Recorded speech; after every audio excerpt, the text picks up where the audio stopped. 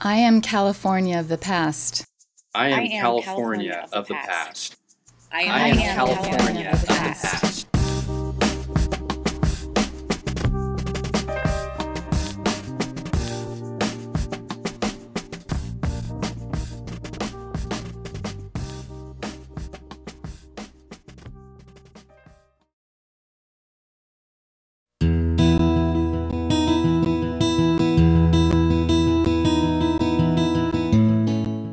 Hi, my name is Walter Hashimoto. I am a dentist here in Fremont now, but I was an inmate, let's say, of Tule Lake, California, 1942 to 1945. When the war started, of course, Pearl Harbor and all that, all excitement and all panicky in the Japanese community. And then we heard something about, I remember the signs on the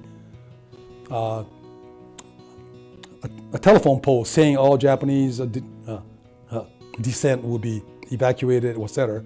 So being a 10-year-old boy, it was sort of confusing to us, of course. All the adults were all worried and panicky. And one day I came home to my house and found Father making boxes. And I said, "What are those boxes?" He says, "Well, where are we going to go? We're allowed so many boxes of clothes." So I'm making the boxes and putting a name on there and the number they gave us. Oh, okay, fine. And then next thing that was kind of sad was when I came home one day with my favorite bicycle. It was a small bicycle. I painted it red and blue by myself, no fenders. And there was a man standing there with a boy. And my father said, "This bicycle, you have to sell this to that boy because where we're going, you can't take bicycles." And that was one of my saddest day of my life. I still remember vividly. So I handed the bicycle over to the boy, and my father got some kind of money from the father. I never found out how much it was.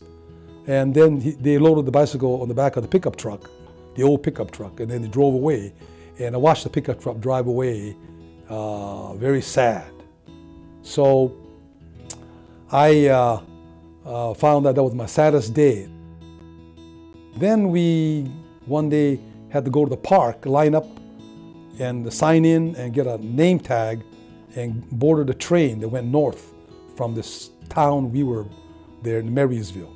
And we stayed in the Tule Lake camp for 3.5 years. But that's where I learned my Japanese and Japanese history, baseball and basketball, however. So it was not all that bad for us kids.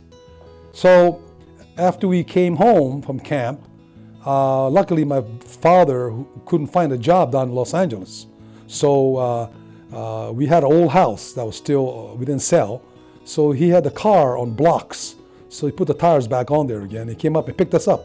So we left Tule Lake camp in style in a 1936 Buick. And we made it back home. And then we were registered at school. So I went to school. I was in the 5th grade when I left camp, but I entered the 8th grade when I came back. And they told us in camp that you're going to get beaten up. They don't like Japanese coming back to Tule Lake. They got bad stories all over the place. So during recess, I was standing there, kind of scared. All of a sudden, a young man, a guy started walking toward me. He's kind of a fat guy. And I thought, uh-oh, he's going to be a tough guy to fight with. And just at the moment I thought he was going to hit me, he reached out with his hand and said, "Hey, Walter, welcome back." And looked at him and said, "Who are you?" He said, "I'm Frank Cartago." And he had gotten fatter during the 3 years we were apart. And since that time, I found other kids came up to me and shook my hands. They were very friendly. And they were all friends who I grew up with from kindergarten through 1st grade through the 5th grade that I was in when I left. And they said, "Where were you, Walt? You disappeared." Because in June I was in school, of course. In September I was gone due to the evacuation. So then we played baseball and basketball in 8th grade. Went to high school together for 4 years. From there I went to college, to UC Berkeley.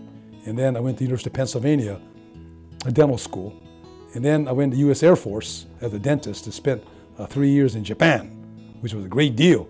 I was a bachelor. It was 360 yen per dollar. It was heaven on earth. It was that, heaven on earth.